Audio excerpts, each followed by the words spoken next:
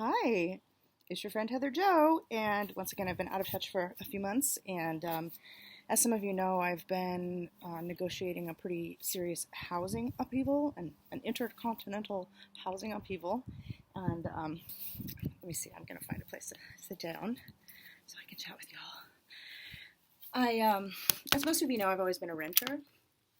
And so when you rent, and the unfortunate pattern that I have witnessed as a person who has been renting and then building food forests on that rented property for some 25 years now, is that what eventually happens is that the landowner decides that they like the food forest and would like to have you leave so that they can take it back. So that's just a pattern, and it's unfortunate, and it's something that I think we really need to start talking about more openly within our communities, because what's happening, what I've experienced and what I witness and what a lot of people write to me about.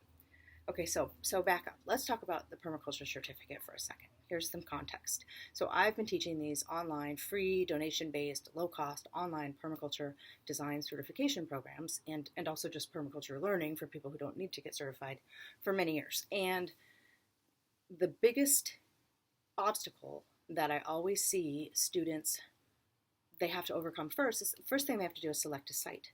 But so many of our students don't have access to land that they really struggle with that. So they're practicing, and we tell them, just practice. This is your practice design, and just make the best of where you are now. Grow anything you can where you are now. Design for efficiency, design for ecology, design so that you can work with nature rather than against it. Just start practicing so that you can learn this language. And a lot of them are in like apartment buildings or temporary housing, or a lot of them are even just nomadic and homeless, essentially, as I have been in much of my life, houseless. And my mother I had a single mom. She was very poor. She was very young. And she still, to this day, has not found stable, secure, safe housing for herself. And I left home at a very young age and also never found secure, safe housing in the States. And eventually, I saved up enough money, sold the car I had been sleeping in, moved to Spain, and was finally, for the first time in my life, at 45 years old, able to find a rental that I could afford. And as soon as I found that, I blossomed. So before that, I had lots of short-term rentals, and even lived in a couple places for a few years on and off, but there was always something weird. There was always some sort of unsustainability with the social environment, or it was going to get sold, or it was a work trade that was inequitable, so I was just working, and they were getting this beautiful garden out of it, but I was getting just only housing. And not really getting ahead at all, So meanwhile, I go to grad school, I accumulate all this debt. I'm just kind of spiraling, I'm getting into my 40s, and I'm just kind of not ever overcoming the poverty that I grew up in. So that's like a little backstory on me before I went to Spain and started all these free permaculture programs. And the reason I started them is because when I first learned permaculture in my late 20s, it was very, very empowering to me, and it really helped me take that first huge step from my impoverished childhood into having more agency over my life, into understanding a little bit about how systems work. But I still was moving forward with a huge lack of economic awareness, economic fluency. I didn't grow up around money, so I didn't have any literacy around how to make it or even how to manage it once I did make it. So I had jobs, I would make little bits of money here and there. I published this book in 2006, that made me a little bit of money, but I didn't really know how to leverage that. And meanwhile, going to school, accumulating student loans, trying to better myself so that I can better sustain myself and maybe someday find that sustainable housing, which is such a starting point, right? For people who have always had it, it's really, really difficult to empathize with what it's like to just be constantly trying to get there. And then, here I am now, I'm going to be 52 this year, and I still am not there.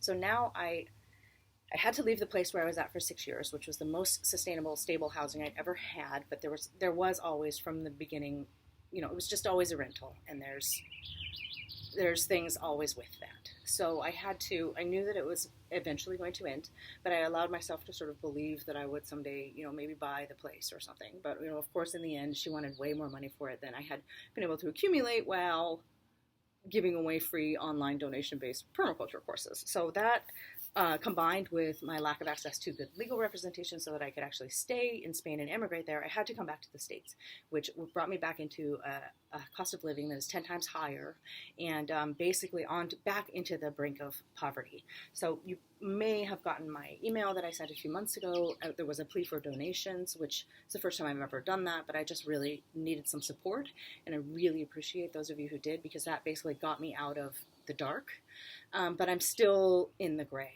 So this message is a call for two things. The first thing I'm asking for is, if you haven't ever made a donation to my programs, but you do love them, please consider doing so.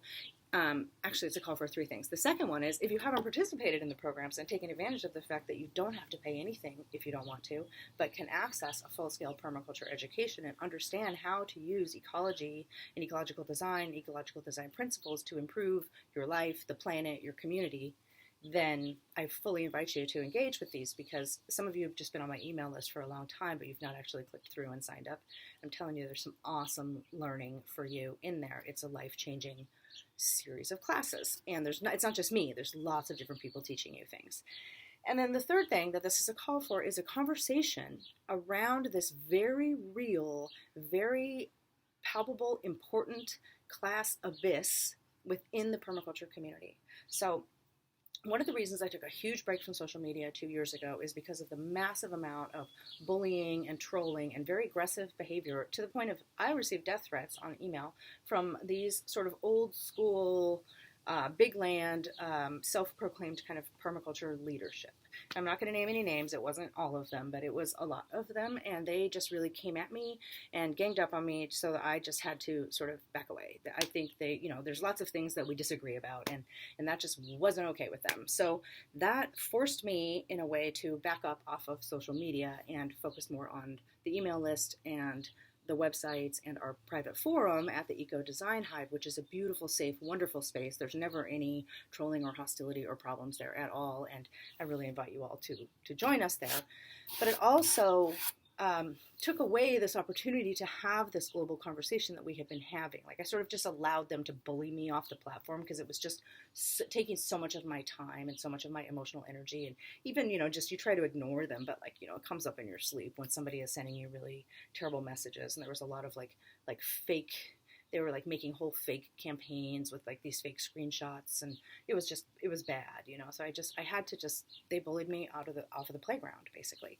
And I guess I allowed that to happen, but that combined with the housing upheaval, there's mental health issues that come up when you go through these types of things, etc.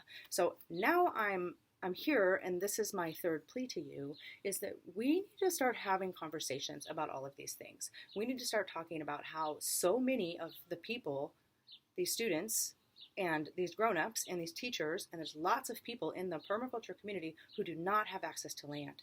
We do not have safe housing, and we are not safe in conversations on social media, let alone actually in communities at things like gatherings and events and courses. And that's a problem that's been going on for 30 years, and people don't want to talk about it. And I think we have to talk about it, because it's intrinsically connected to the class and privilege abyss between certain different types of permaculture practitioners. And for me, the reason this is so important to talk about, and to stop dodging and to stop running and stop being afraid, is because if we don't bridge this gap and start figuring out how, even just in our community, to share the surplus in an ethical and effective and ecological way, then we're done for. Then the permaculture thing is just sort of a joke, right? I mean, this is our test, and we're at a crossroads now more than ever. Even just in the last 3 to 5 years, a lot of people I know have lost access to land. You all know exactly what I'm talking about. The inflation, the cost of living, the population growth, the pressure on the climate, the climate migration. I mean, you don't have to agree with me on all these things, because I know that you agree with me on at least some of them. All of the stuff compounded leads to us really at this. We're at a turning point in our community, and I think it's really important for those of us who have retreated from these conversations because maybe they were too intense, or maybe we're trying to put our own mask on before we mask anybody else, and That's fine, and I've been trying to do that, and that's why I've been out of touch for so long. But meanwhile, while I'm still struggling to find some sort of good, stable housing, things are getting worse for lots of my students as well, and things are getting better for some folks. So if you find yourself in a position where you're doing great, then share the surplus, not just with me, but with others. And if you find yourself in a position where you're in need more than you've ever been, then let's talk about that. And, let's post about that on our forums. Let's have these conversations about economics and, and the fact that the reason permaculture can't just be about gardening is because if you don't have a place to be, then it's pretty hard to get into, building your food forests. So I just wanted to toss that out there. Contact me if you're one of these students who's been writing to me. I'm sorry I've fallen behind in my inbox. There's just been a lot going on, but I want y'all to know that I'm thinking about you all the time, and I'm writing down ideas, and I'm about to come at you with a bunch of fresh content and a bunch of good opportunities, and I want to deepen our experience together as we evolve and mature as a learning community, this free permaculture community, permaculture women, food not lawns. A lot of us have known each other for a while now, and we've been sharing, and I'm not the only person who deals with an ongoing and frequent housing upheaval, and I'm not the only person who's struggling in lots of different ways, and I want us to be more there for each other on that, because I know I feel isolated, so I'm sure some of you do too. All right, we'll hit reply, and I hope you don't mind my 12 minutes of rambling here. I'll talk to you soon. Bye.